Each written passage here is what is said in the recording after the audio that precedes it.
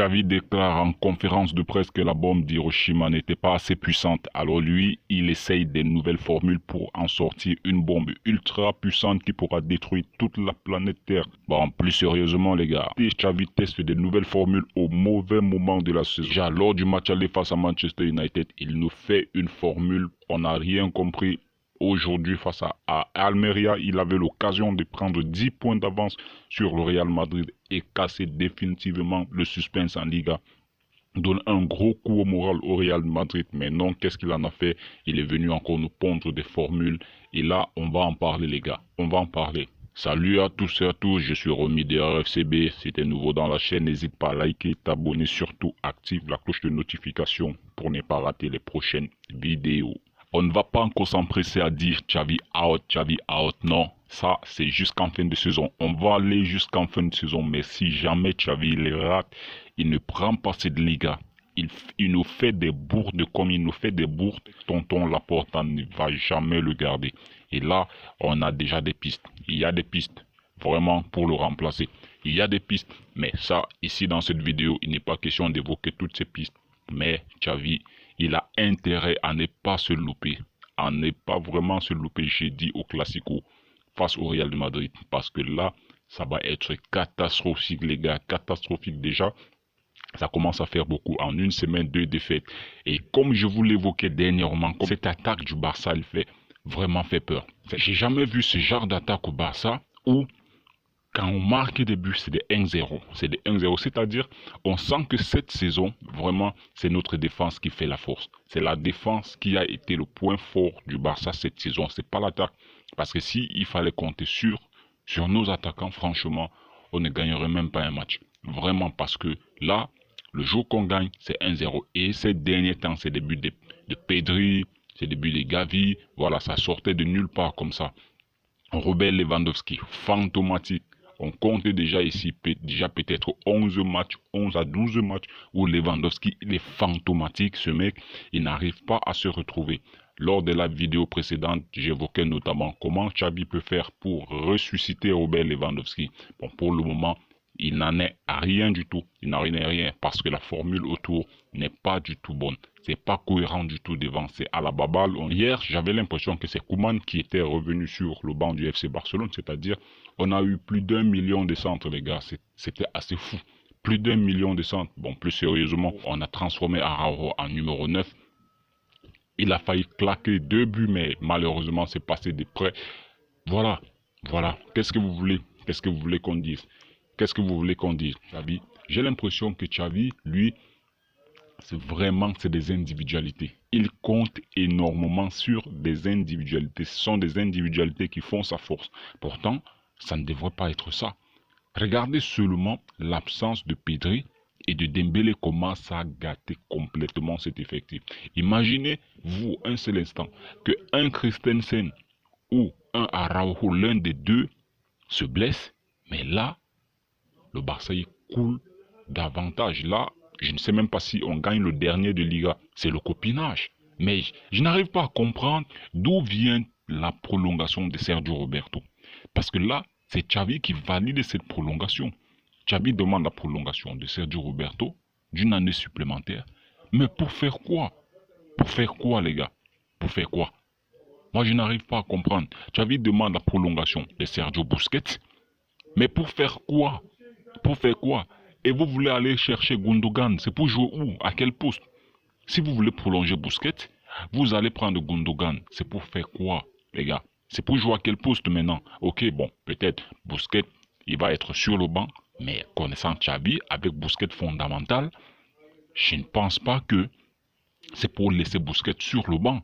Moi, je ne pense pas. Le système tournera toujours autour de Busquets. Et qui sera sacrifié? Frenkie de Jong. Mais vous voyez les matchs de Frenkie de Jong, les gars. Face à Manchester United, c'est lui qui sortait du lot. Dans cet effectif, au milieu de terrain, il est le joueur capable de te donner cette intensité-là pendant 90 minutes. Si Xavi continue à penser que Busquets, il est fondamental. Moi, j'ai rien contre Busquets. Je ne dis pas qu'il a fait un match catastrophique face à Almeria hier, ni face à Manchester United. Non. Mais j'ai dit, le football, il évolue. On voit des clubs aujourd'hui qui mettent beaucoup plus d'intensité au milieu de terrain. Et On ne peut pas reposer un système de jeu uniquement sur un joueur. Parce que sinon, on se tire une balle dans le pied. Parce que le jour où ce joueur-là n'est pas en forme, c'est tout le collectif qui en pâtit. Et on voit aujourd'hui l'absence de Pedri. Regardez une seule individualité qui saute au milieu de terrain. Regardez à quoi ça ressemble. Regardez à quoi ça ressemble. On dirait des poulets dans un poulailler, c'est-à-dire chacun s'embrouille, tout le monde va à gauche, va à droite, les gens ils se tamponnent là, on ne sait vraiment pas. Regardez l'attaque. Rien n'est cohérent. Seulement Ousmane Dembélé manque de vent. Mais regardez ce que ça devient, les gars. Ça devient catastrophique. On n'arrive pas à comprendre ce qui se passe autour là. Seulement l'absence d'Ousmane Dembélé a tout chamboulé devant. C'est incroyable quand même. C'est incroyable. Xavi ne veut pas prendre des décisions et il n'arrive pas à faire jouer les jeunes. Quel est le jeune depuis que Xavi est arrivé? Quel est le joueur qui a été en méforme et que avec l'arrivée de Xavi, ce joueur a été ressuscité? Mais je n'en vois pas. Je n'en vois pas. Au contraire, je vois beaucoup plus de joueurs qui sombrent. Je n'arrive pas à voir dans cet effectif un joueur qui a progressé sous l'ère Xavi, un joueur qui est en manque de confiance et que Xavi est arrivé et qu'il a remis ce joueur dans le bain. Mais je ne vois pas. Je n'en vois même pas un seul. Même pas un seul. Vraiment. C'est quand même dire. Regardez du côté de Manchester United. Regardez du côté de Manchester. Parce que moi, c'est par là également que je juge un coach. Je ne juge pas un coach seulement sur les résultats, mais je juge un coach qui est capable de transformer le joueur, de mettre la lumière sur des joueurs inconnus. C'est aussi ça.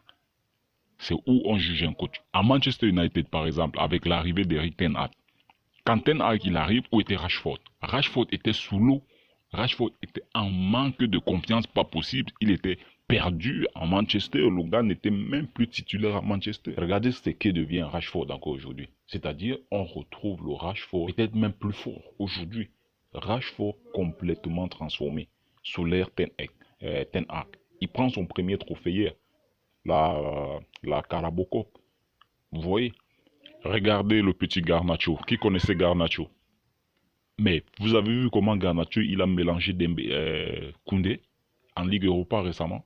Il a mélangé Koundé comme du n'importe quoi. C'est un jeune gamin, c'est un gamin Garnacho.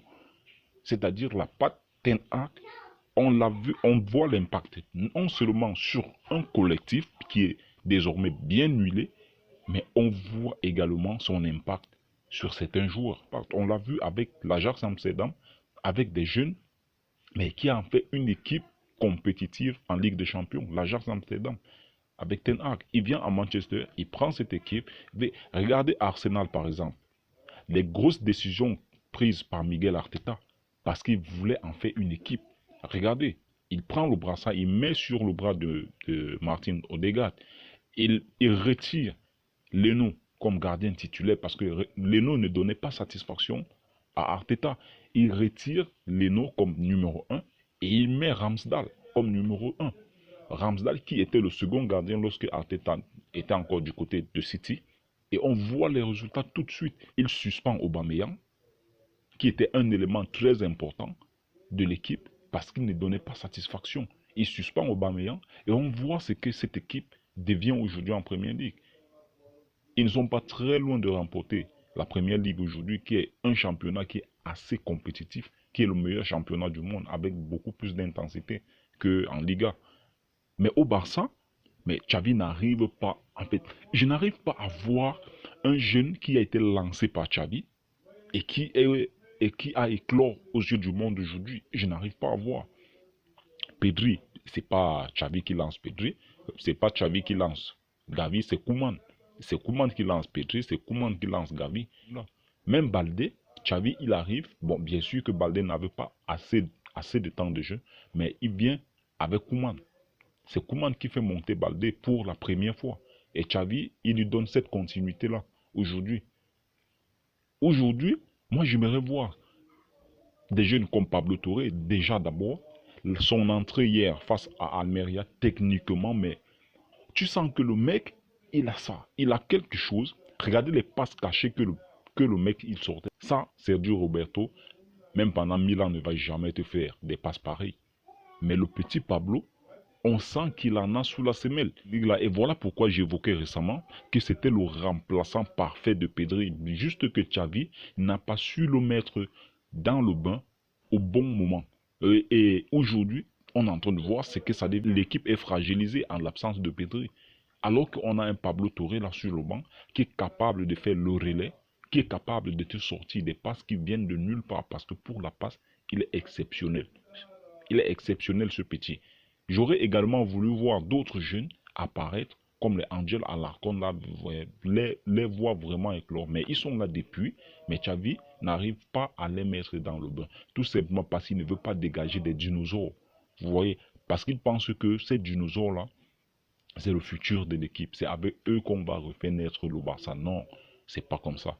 C'est pas avec ça que le Barça va renaître. Et ce que j'ai vu aujourd'hui, hier, face à Almeria, c'est une bouillie, mais c'était grave. La première frappe cadrée, elle arrive à la 80e minute. Et qui? Le petit Angel Alarcon. Le petit Angel Alarcon, c'est lui qui entre et qui fait la première frappe cadrée. C'est quand même honteux, les gars. C'est une honte pas possible, mais c'était grave. Robert Lewandowski complètement perdu. Si on a Robert Lewandowski en manque de confiance, je dis encore bien, je n'ai rien contre Xavi, mais regardez le nombre de joueurs qui sont en train de tomber avec Xavi. C'est incroyable quand même. Lewandowski, il rejoint la banque, dont la bande de joueurs en manque de confiance. On perd cette Liga, je vous assure.